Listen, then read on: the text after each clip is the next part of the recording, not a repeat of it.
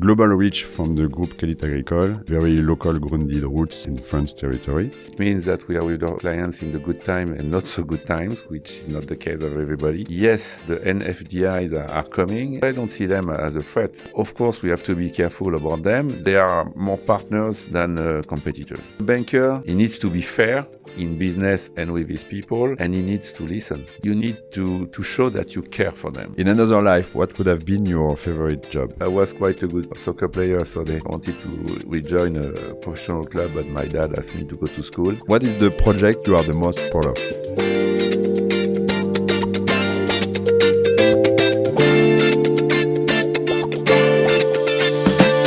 So welcome to the first episode of podcast by Audactus, telling us inspiring leadership tales and strategy and transformation journeys for financial services, professional services, and transaction M&A.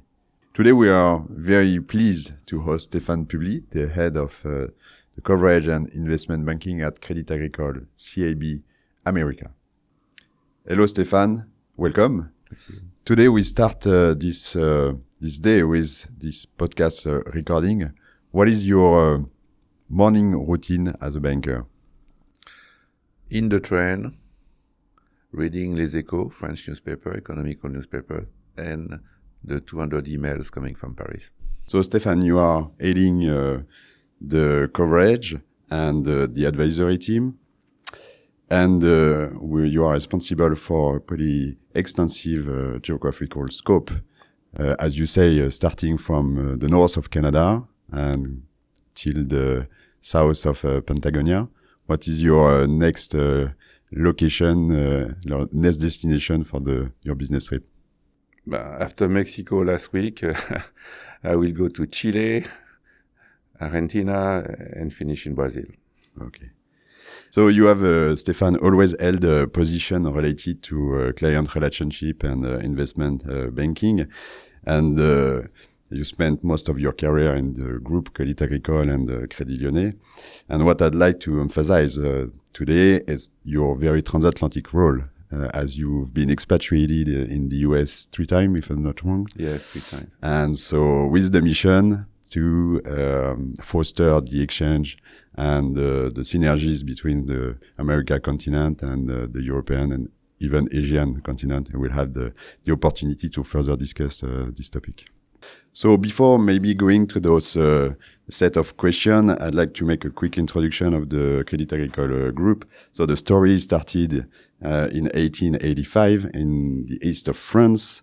And then today the group became the 9th bank in the world by the total asset. You count almost 54 million clients across 30 countries and served by 157,000 staff member, which is pretty impressive figures.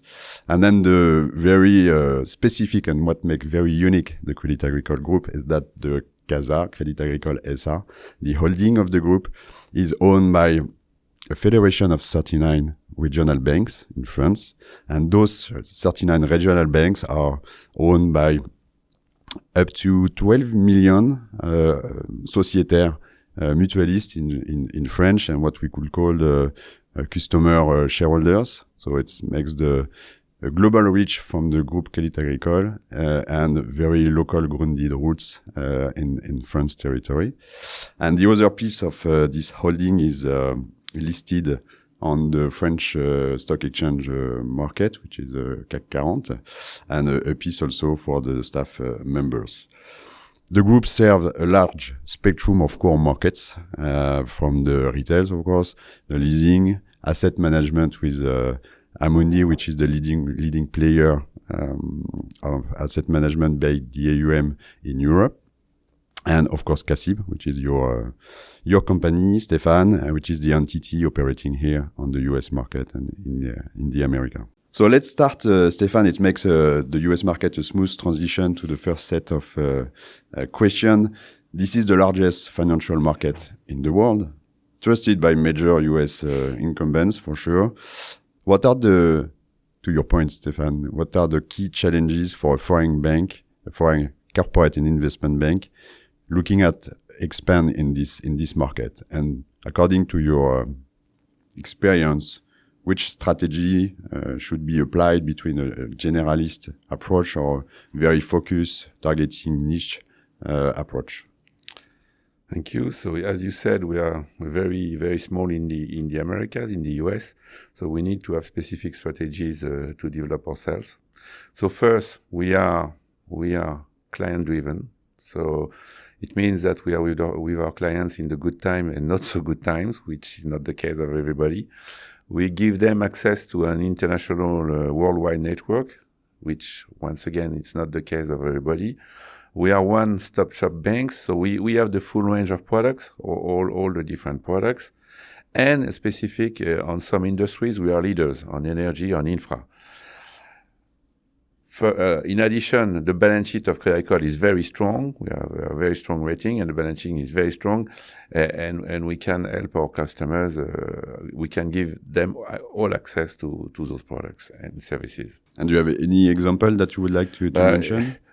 For the time, today we are working with two American clients, one EPC contractor and one industrial energy company, and we are helping them to develop a huge energy nuclear project in Europe. Okay. So we mentioned it earlier that you have operated on both continents. Could you just tell us what are the most striking differences between the American and the European banking markets? I think it's a good thing for us, because in the Americas, the client doesn't really care about the reputation, the brand. If you bring added value to your clients, they will trust you, they will give you business, and they will pay for it.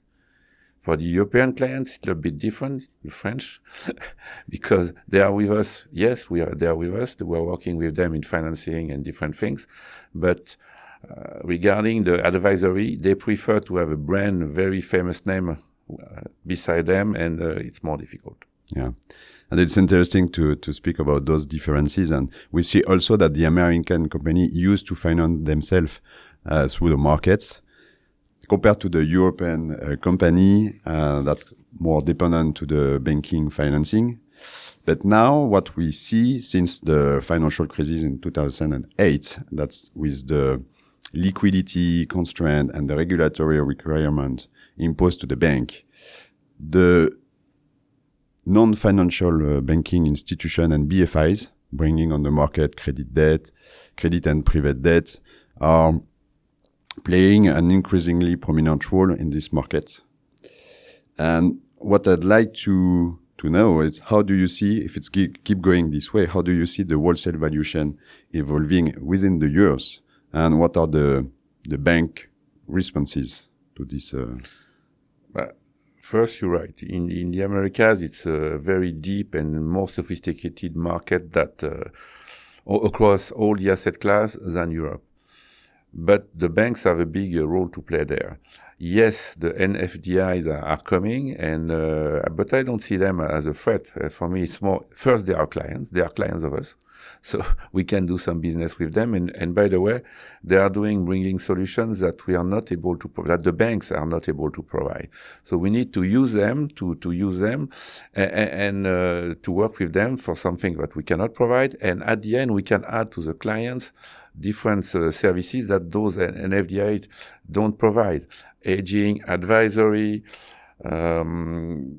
different long-term presence with our clients, and I think we can originate solutions and transactions for those NFDIs, which are becoming more and more clients.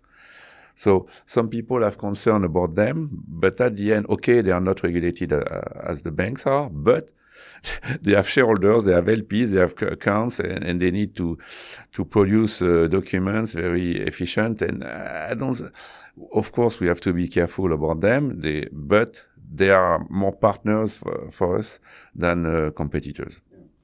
So we'll have the opportunity to further discuss those projects, but given also the massive amount of financing needed, for example, for the AI valuation, we know that it's really a partnership between the banking ecosystem and all the funds. Thank you, Stephane, for this first part on the market US. So we started the presentation with a quick introduction of Crédit Agricole Group. I'd like just to come back to CIB, Crédit Agricole CIB, which is the CIB branch of the group. So here in the US, the story started in 1979 with the opening of the first representative office in Chicago, with the aim of reaching the commodity market, agro-business commodity market, right?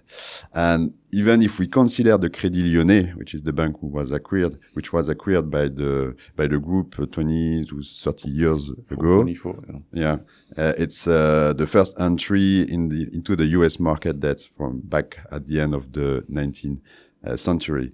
So, Stephane, what makes the Crédit Agricole CIB very unique, and what are the strengths overall and in this US market?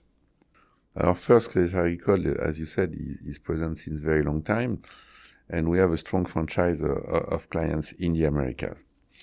What we can offer to those clients, both issuers and investors, is the worldwide presence of the group, and we can take them from Europe to Americas, from Americas to Europe, to Asia, everywhere.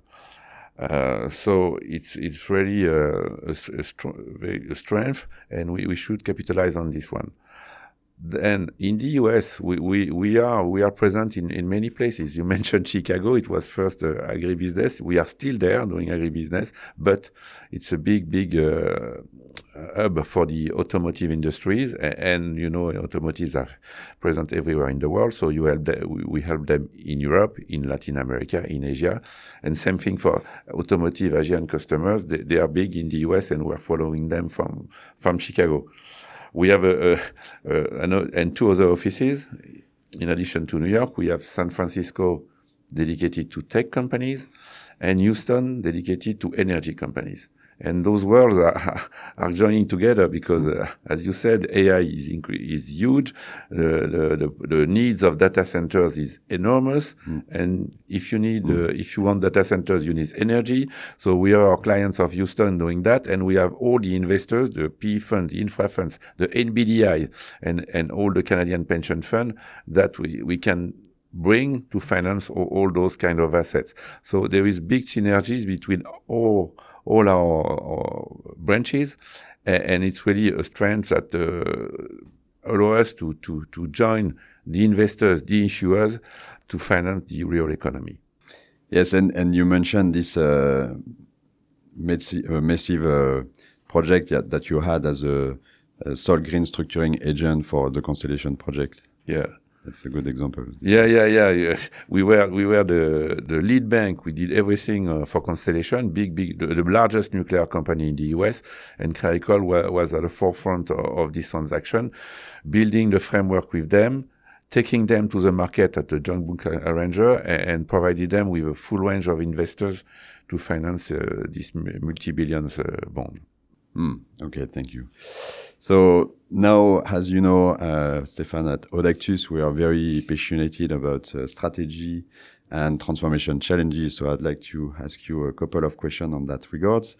The first one, as you are heading the coverage team here in CIB, you serve a multitude of clients and players with specific advisory and financing needs. I'm thinking about the corporate, I'm thinking about the infrastructure funds, PE fund, insurer, here in the US, the pension fund that are very massive. To your experience, what is the best coverage model to adopt in this configuration? Seeking sector-based organization, generalist, or coverage integrated, business line integrated model? What's the best?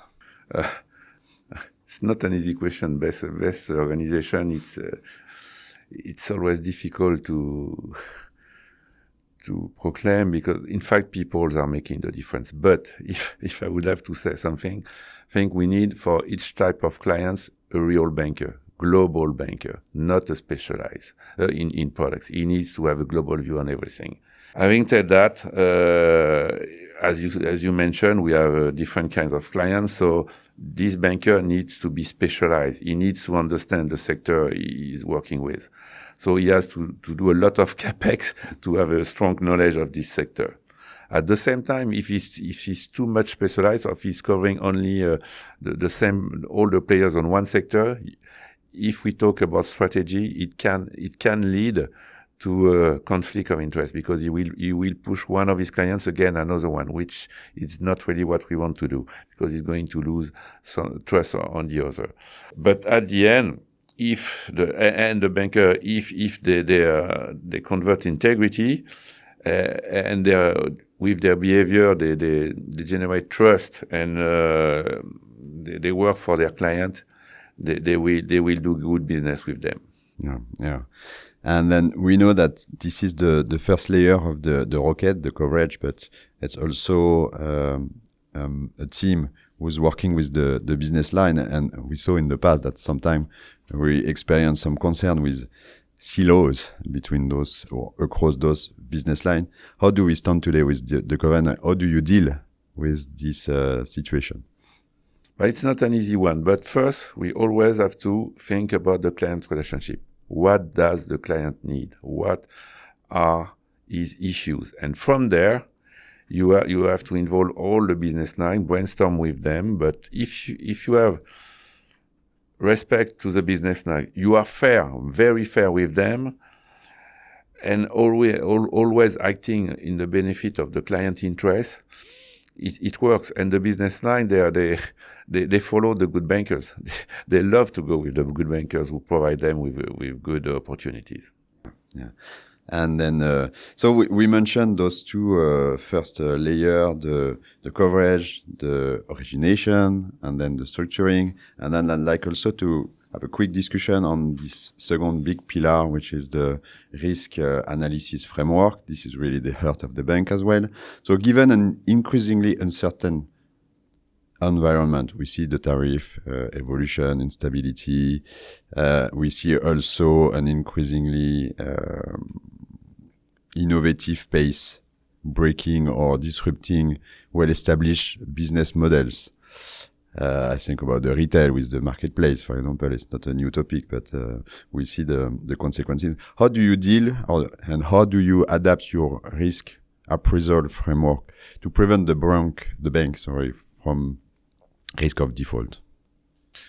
The first thing, and it's related to the previous question, the banker needs to focus on the understanding of the business models and everything that could threat this business model. So he needs to understand the business model. First business model before the structuring or the financing or anything.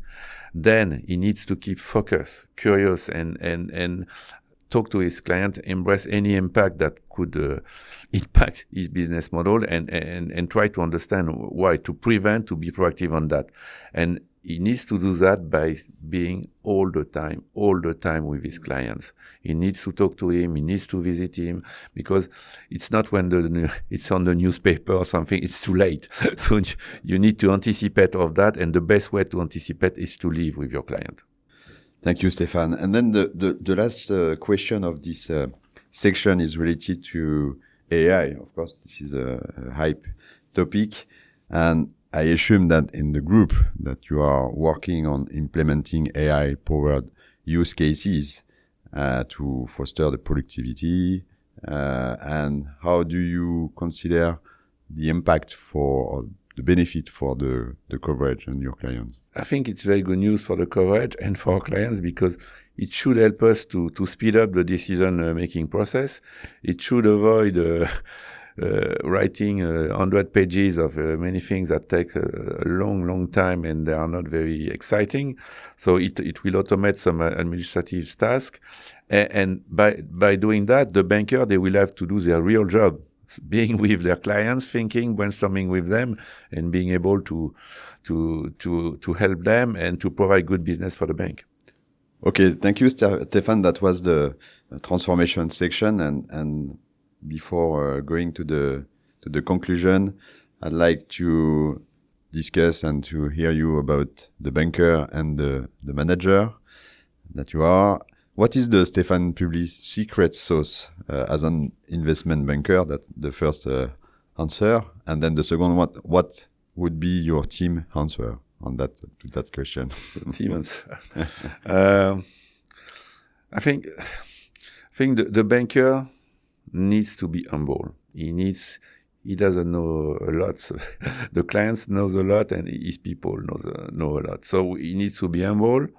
He needs to be fair in business and with his people, and he needs to listen to the client and to his people. So, and I think that if you do those three recipes, it works well. And I think the teams are looking for this kind of attitude, behavior. Yeah.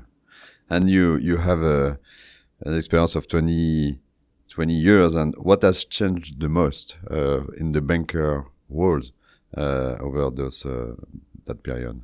In fact, I don't think the role of the banker changed a lot. You need to be a global banker, you need to be investment banker, financing banker, you need to understand all that, and client first. This didn't change. Business line, the products, the markets have changed a lot.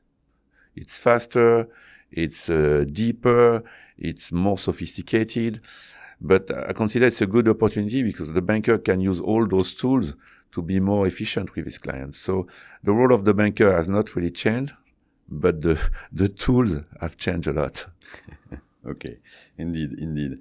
And so being a banker, it means that you have you cover a lot of deals, a lot of clients, and I assume you have a bunch of stories to tell us. What would be the favorite one for today? The favorite one is not the biggest one, but I think it's a very interesting one because when I was a young banker, knowing nothing, they sent me in the north of France, and I was following a champagne company. And I knew the family very well, and I helped them in good times, bad times, as I was saying before. And then I came back 15 years, 20 years later in the same place. I met again this family, and they had some issues because they could not anymore manage and own the company, and they wanted to live another life. And I've been able to take this family-owned business to a big French CAC 40 company. They did a deal, and I was the only banker in the middle, gaining trust from the seller and the buyer, and it was a good deal for everybody, very fair and very good. So it shows that you can bring very small guys to a big name, and it's very important for both, for the small one and the big one. And the bank has a big role to play in that. Thank you. And then to complete or to finish this section, what would be your best advice in managing the team of banker? I think you need to show the team that you're still a banker. So you need to be part of the deal. You need to be with them. You need to fight to get the deal with them. You need to help them internally to get the approvals to do the deals. So you need to spend time with the team. You need to act as a banker and not to stay above. And you need to show that you care for them. You care for your client. You care for your bankers. And when you care, people care about you as well. Perfect. So before closing this podcast, I'd like to ask you a couple of questions. This is a new section, a recurring section across the podcast we will have in the future. It's rapid fire round. So the rules are pretty simple. You must answer a series of quick questions with brief responses and no elaboration. Okay. So what do you prefer between client relationship and management? Both. Taking care of people is great. What is the most important value for you in the business and the management? Taking care of people. What is the project you are the most proud of? In fact, it's not a project, but it's more a global way of moving people around the group from different countries, from Latin to US to Europe, Canada to Asia, to make sure that we are growing up our young talents and they are really the key assets of the bank. In the M&A transaction, you prefer to be on the sell or the buy side? What I prefer is to get an idea, sell it to the client, and originate a deal. So, and after that, I don't really like to execute. We have much better people to do it. So, to buy or to sell, I don't really care. Beyond the banking sector, what is your favorite industry? I'm coming from the countryside and agribusiness, wine and spirit. So you really focus with the DNA of the group. Yes. In another life, what would have been your favorite job if you could do it again? Two ideas. One, I was quite a good player, soccer player, so I wanted to rejoin a professional club, but my dad asked me to go to school, and I was thinking at some point to be a priest. Okay. Well, you can still be a coach. Argentinian or Bordeaux wine? Bordeaux, Grave. Luxury luggage or horse saddle? I think those two are the great assets of France, so I love both. And to complete, it's a private joke, but ballet or rodeo? Ballet, of course. So thank you, Stephane. This podcast come to the end, and thank you for your authentic responses and your time, because we know your schedule is pretty busy. That was our first podcast by Audactus. Audactus is a New York-based management consulting firm specializing in strategy and transformation for the financial services, the transaction M&A, and the professional services. We help clients solve questions about business growth, organization effectiveness, and external acquisition integration. Among our clients, we are very thrilled to have CIB, CIC, Airbus, Société Générale, and AXA. To learn more about Audactus, you can visit our website on www.audactus.com. Thank you for having watched or listened this podcast. More interview to come in the next weeks with leadership tales and strategy and transformation journeys. Follow us on our social accounts, YouTube, LinkedIn, or Spotify. Thank you. Bye-bye.